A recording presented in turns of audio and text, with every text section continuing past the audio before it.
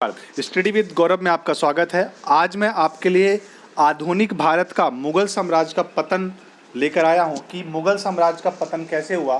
तो ये जो टॉपिक है बच्चे, ये हम आधुनिक भारत में पढ़ते हैं, मॉडर्न इंडिया में पढ़ते हैं। तो ये जो नोट्स मैंने यहाँ पे कवर किए हैं मॉडर्न इंडिया के, ये कवर किए हैं स्पेक्ट्रम में से। ठीक है, जो बच्चे हिस्ट्री पढ़ते होंगे, हिस्ट्री को थोड़ा समझते होंगे, तो उन्होंने मॉडर्न इंडिया की स्पेक्ट्रम की बुक ज़रूर पढ़ी होगी, जो कि सबसे फेमस है स्पेक्ट्रम की बुक। तो मैंने यहाँ स्पेक्ट्रम से नोट्स कवर किए हैं। तो ये हम शुरू करते हैं बच्चे कि मुग़ल साम्राज्य का पतन कैसे हुआ और कैसे अंग्रेज़ों ने अपना प्रभुत्व इंडिया पे जमाया। तो इस वीडियो में हम फिलहाल मुग़ल साम्राज्य के पतन को देखेंगे और फिर अगली वीडियो में मराठाओं को बताऊंगा कि मुग़ल साम्राज्य के पतन के बाद मराठा कैसे उभर कर आए, और उसके बाद फिर और बाहरी जो आक्रमण करता थे, पुर्तगाली, डच, फ्रांसीसी, अंग्रेज, ये सारे लोग आए और इंडिया पर अधिकार जमाया। तो ये सारा एक पूरा विस्तृत रूप है जो हमें डेली पढ़ना है। तो आज हम जो टॉपिक ले रहे हैं बच्चों, मुग़ल साम्राज्य का पतन, ये बहुत ही अच्छा टॉपिक है, तो इसको हम लेते हैं। तो बिना किसी देरी के वीडियो को बच्चे शुरू करते हैं। तो सबसे पहले भाई, जब औरंगजेब की मृत्यु हुई, ठीक है, तो औरंगजेब की मृत्यु से ही मुग़ल साम्राज्य का पतन शुरुआत होगी। ठीक है, औरंगजेब की मृत्यु के बाद ही मुग़ल साम्राज्य के पतन की नींव डाली जा सकी थी, क्योंकि उसके मृत्यु के पश्चात जो उसके 3 पुत्र थे, उन तीनों पुत्रों का क्या नाम था बच्चे? मुअज्जम, आजम और कामबख्श। ये 3 पुत्र थे बच्चे, मुअज्जम, आजम और कामबख्श। ये तीनों पुत्रों के बीच उत्तराधिकार को लेकर एक लड़ाई छिड़ गई। ठीक है, कि मैं गद्दी में बैठूंगा, जो मुग़ल साम्राज्य की गद्दी है मैं बैठूंगा। तो इस तरीके से एक लड़ाई छिड़ गई और इस लड़ाई की वजह से जो मुग़ल साम्राज्य है वो कमज़ोर हो गया, जो शक्तिशाली मुग़ल साम्राज्य था वो कमज़ोर हो गया। लेकिन औरंगजेब ने अपने तीनों पुत्रों को प्रशासनिक उद्देश्य से अलग अलग क्षेत्रों का गवर्नर बना दिया था अपने मरने से पहले। ठीक है, जैसे मुअज्जम को बच्चे काबुल का बनाया था, आजम को गुजरात का और कामबख्श को बीजापुर का गवर्नर बनाया गया था। इन्हीं कारणों के कारण तीनों के मध्य मतभेद पैदा हुआ और जिसे उत्तराधिकार को लेकर गुटबंदी को जन्म दिया। तो ये सबसे बड़ा कारण था कि औरंगजेब की मृत्यु के बाद जो उसके तीनों बेटे तो आपस में लड़ने लगे और मुग़ल साम्राज्य जो है वो कमज़ोर पड़ गया। तो आपसे जो मेनली जो क्वेश्चन पूछा जाएगा कि मुग़ल साम्राज्य में कमज़ोर पड़ने का मुख्य कारण क्या था? औरंगजेब की मृत्यु के बाद उसके तीनों पुत्रों में आपसी मतभेद। और उसके तीनों पुत्रों का नाम अगर पूछा जाता तो क्या है भाई? मुअज्जम, आजम और कामबख्श। मुअज्जम को कहाँ का गवर्नर बनाया था? काबुल का। आजम को गुजरात का और कामबख्श को बीजापुर का गवर्नर बनाया था। तो आप स्क्रीनशॉट ले सकते हैं, मैं PDF टेलीग्राम में शेयर कर दूंगा, तो वहाँ से आप उसको डाउनलोड भी कर सकते हैं PDF को। तो नेक्स्ट पे चलते हैं बच्चे, नेक्स्ट स्लाइड पर देखते हैं। तो ये इस तरीके से सारी कहानी हुई और फिर जो उसका बेटा मुअज्जम था औरंगजेब का, उसकी मृत्यु के पश्चात जो मुअज्जम था, मुअज्जम ने क्या किया कि भाई अपने दोनों जो भाई थे उनको मार दिया और अपनी गद्दी पे बैठ गया। जो मुग़ल साम्राज्य की गद्दी थी उस पर वो बैठ गया और वह शाह आलम प्रथम के नाम से जाना जाता था। जो मुअज्जम था वो शाह आलम प्रथम के नाम से जाना जाता था, जिसे खफी खां ने शाह ए बेखबर भी कहा। ठीक है, वह शासकीय कार्यों के प्रति बहुत ही लापरवाह था। ठीक है, इसीलिए जो खफी खां थे उन्होंने शाह ए बेखबर कहा किसको? मुअज्जम को, क्योंकि वो शासकीय कार्यों को सही से देखता नहीं था, उसके प्रति बहुत ही अधिक लापरवाह था और उसने दोनों ही भाइयों की मृत्यु करवा दी। ठीक है, हत्या करने के बाद कामबख्श को जाऊ के युद्ध में हराने के बाद 1707 में मुग़ल राजगद्दी पर बैठा और अपने शासकीय अधिकारों का स्वतंत्र रूप से प्रयोग करने वाला अंतिम मुग़ल शासक बना। ठीक है, तो ये बहुत इंपॉर्टेंट लाइन है कि कौन सा मुग़ल शासक अपने शासकीय अधिकारों का स्वतंत्र रूप से प्रयोग करने वाला अंतिम मुग़ल शासक बना। वो था मुअज्जम या शाह आलम प्रथम, या क्या कहेंगे आप? शाह आलम प्रथम। और शाह आलम प्रथम को शाह ए बेखबर के नाम से भी जाना जाता था। ठीक है, तो ये सारी चीज़ें हैं आपकी जो आपको एग्ज़ाम के लिए समेटनी हैं। और क्योंकि इसके बाद जो बच्चे मुग़ल शासक बने वो किसी के नेतृत्व में, किसी के संरक्षण में बने।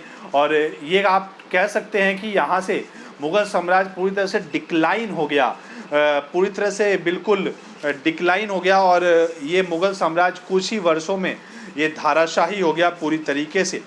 तो यहाँ हम देखते हैं थर्ड पॉइंट को, उसने सिखों एवं मराठाओं के साथ मधुर संबंध स्थापित करने का प्रयास किया और उसने इसलिए मराठाओं को दक्कन की सरदेशमुखी वसूलने का अधिकार दे दिया, लेकिन चौथ वसूलने का अधिकार नहीं दिया। ठीक है, तो जो दक्कन था, दक्कन में सरदेशमुखी वसूलने का अधिकार दे दिया, लेकिन चौथ वसूलने का अधिकार नहीं दिया। ये क्वेश्चन मैं आपसे पूछता हूँ कि जो सरदेशमुखी टैक्स था, सरदेशमुखी और जो चौथ जो टैक्स थे, ये दोनों जो टैक्स थे ये किसके ऊपर लगाए जाते थे मुग़ल साम्राज्य के द्वारा? तो ये सारी चीज़ें आपको कमेंट बॉक्स में कमेंट करके ज़रूर बतानी है कि सरदेशमुखी टैक्स और जो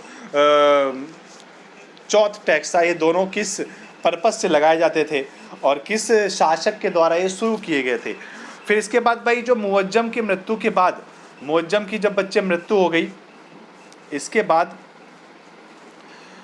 उसके पुत्रों जहादार शाह, आजिम उफ़सा और रफ़ी उफ़सा और जहाँ शाह के मध्य नए सिरे से उत्तराधिकार को लेकर युद्ध प्रारंभ हुआ। तो ये सारी कहानी चली कि जो उसके जो पुत्र थे, 4 पुत्र थे, इनके बीच फिर से वो वही कहानी हुई जो औरंगजेब के बाद हुई थी, है ना।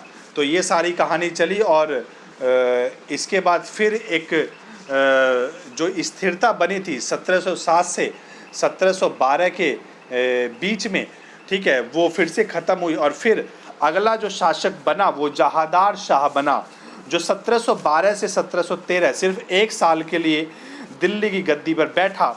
और यहाँ से उसने मुग़ल दरबार में ईरानी गुट के नेता जुल्फिकार खान के सहयोग से अपने 3 भाइयों की हत्या करने के बाद राजगद्दी प्राप्त करी। तो जब विदेशियों ने देखा कि घर में ही फूट का माहौल है, तो विदेशी उसके अंदर एंट्री कर गए और आपस में मतभेद पैदा करके वो किसी को थोड़ा सा फ़ायदा देते थे और अपने एक्चुअल जो फ़ायदा तो होता था वो निकाल कर विदेश लेकर चले जाते थे। इसलिए हमारा देश गरीब होता चला गया, सोने की चिड़िया से आज बिल्कुल गरीब हो चुका है। ठीक है, तो जो जहादार शाह था, अगला जो मुग़ल शासक था, उसने ईरानी गुट का जो नेता था जुल्फिकार खान, उसके सहयोग से उसके जो बाकी के 3 भाई थे उसकी मृत्यु, उसको मरवा दिया और खुद राजगद्दी पाली। और फिर जुल्फिकार खान जो वास्तविक शासक के रूप में कार्य करता था, के हाथों की कठपुतली मात्र था, ठीक है ना। तो जुल्फिकार खान एक वास्तविक शासक था, लेकिन जो जहादार शाह था वो एक कठपुतली भर था। और यहीं से शासक निर्माताओं की संकल्पना का उदय हुआ और वह अपनी प्रेमिका लाल कुंवर के भी प्रभाव में था, जो कि मुग़ल शासन पर नूरजहाँ के प्रभाव की याद दिलाता है। तो ये सारी चीज़ें हुई।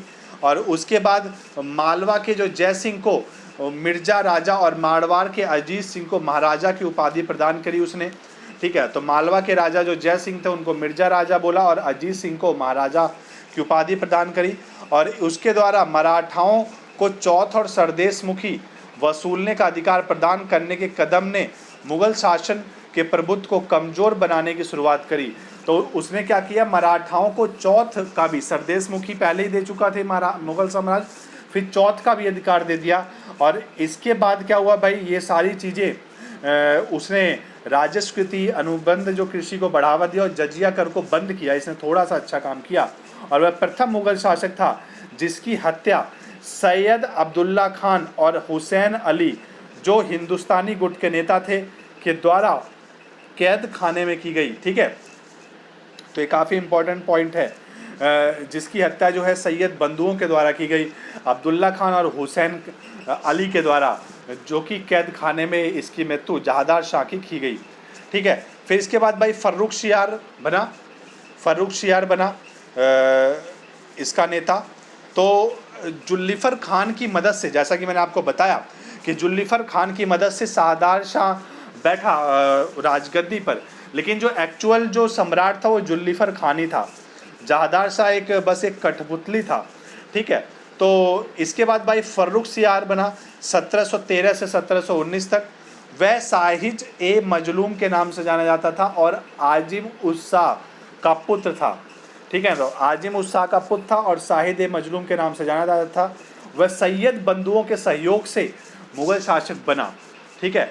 तो सैयद बंधुओं ने, जैसा कि मैंने आपको यहाँ पर बताया था कि सैयद बंधुओं ने क्या किया, जो अब्दुल्ला खान हुसैन अली थे उन्होंने जहादार शाह को मरवा दिया और इसके बाद सैयद बंधुओं ने ही अगला मुगल शासक चुना फर्रुखसियार को, ठीक है।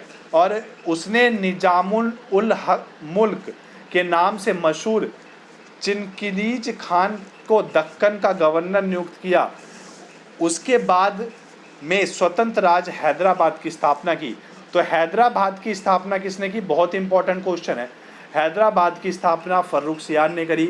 1713 से 1719 के बीच वो मुग़ल सम्राट रहा और जो निजामुल उल मुल्क के नाम से मशहूर था, कौन, चिनकिलीज खान, उसको दक्कन का गवर्नर नियुक्त किया उसने। और उसके समय में ही पेशवा बालाजी विश्वनाथ मराठा क्षेत्र पर सरदोषमुखी और चौथ वसूली के अधिकार को प्राप्त करने के लिए मुगल दरबार में उपस्थित हो चुके थे। तो ये सारी चीज़ें हुई। तो फर्रुखसियार से जो सबसे इम्पोर्टेंट क्वेश्चन आता है कि हैदराबाद की स्थापना किसने की, फर्रुखसियार ने। और एक क्वेश्चन जो यूपीएससी में पूछा जाता है, साहिद ए मजलूम के नाम से किसको जाना जाता है, ठीक है। तो ये भी फर्रुखसियार आएगा, साहिद ए मजलूम के नाम से जाना जाता है। और इसी ने ही निजाम उल मुल्क, जिसका नाम जो एक्चुअल नेम था चिनकिलीज खान था, उसको दक्कन का गवर्नर नियुक्त किया, ठीक है। फिर अगला जो शासक बना रफ़ी उद दरजात बना। रफ़ी उद दरजात ज़्यादा समय के लिए नहीं बना, इसलिए इतना इम्पोर्टेंट नहीं है। 1719 में बना था रफ़ी उद दरजात। तो ये कुछ महीनों का ही शासक था, मुग़ल शासक था। उसने निक्रुसियार के विद्रोह के दौरान आगरा के किले पर कब्जा कर लिया था और ख़ुद को शासक घोषित कर दिया था। तो ये कुछ ही महीने का शासक था।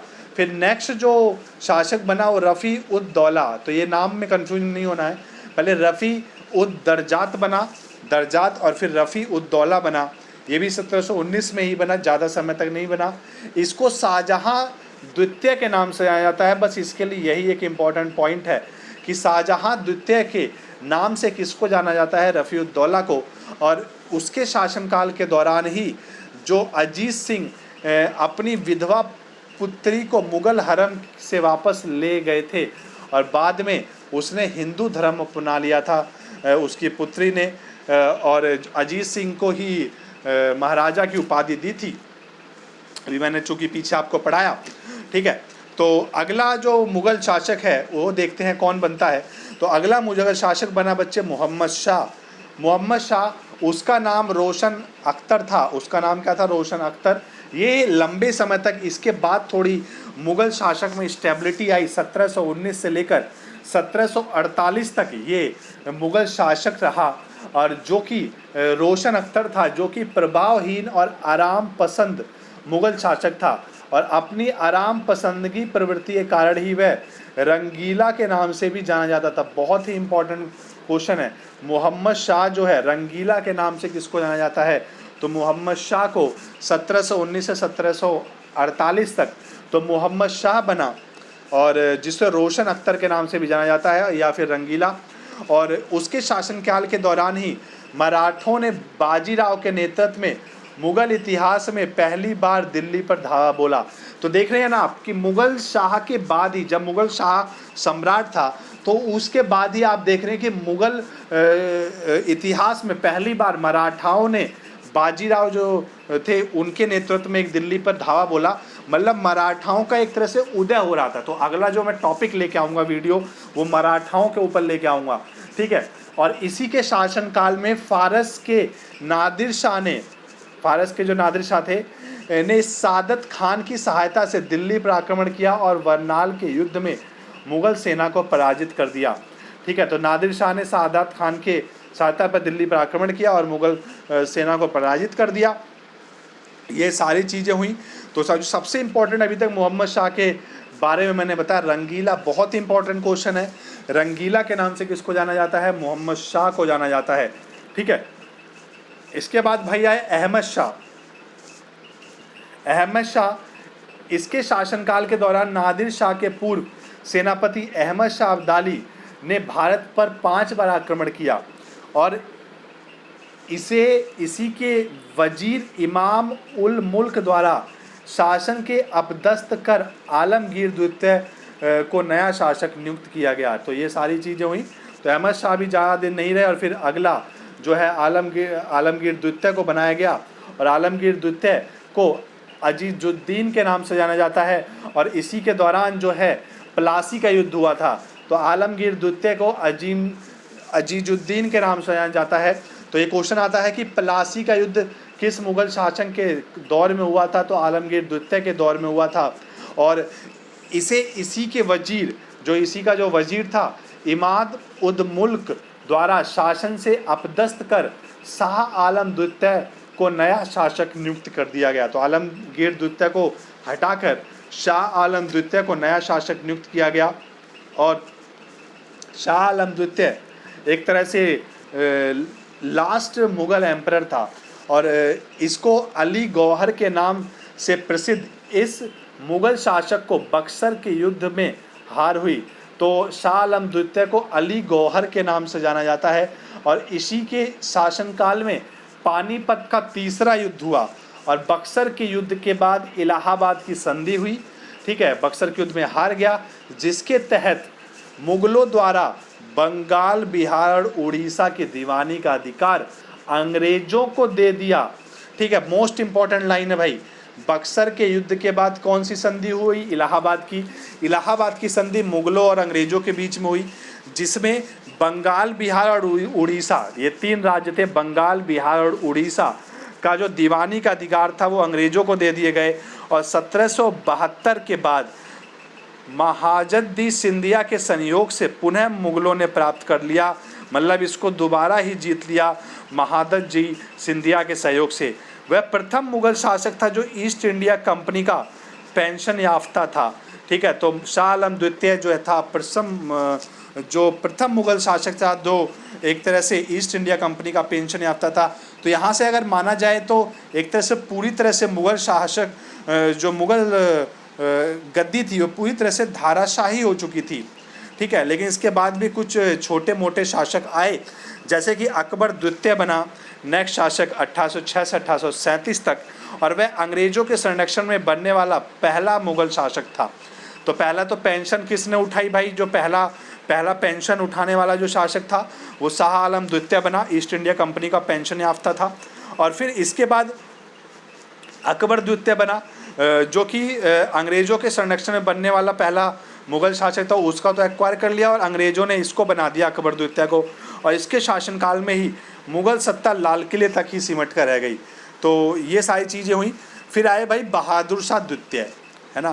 बहादुर शाह द्वितीय जो थे 1837 से 1862 तक रहे और ये अकबर द्वितीय और राजकुमारी लाल बाई का पुत्र एवं मुगल साम्राज्य का अंतिम शासक था। बहुत इंपॉर्टेंट क्वेश्चन है, अंतिम शासक कौन बना? बहादुर शाह द्वितीय बना।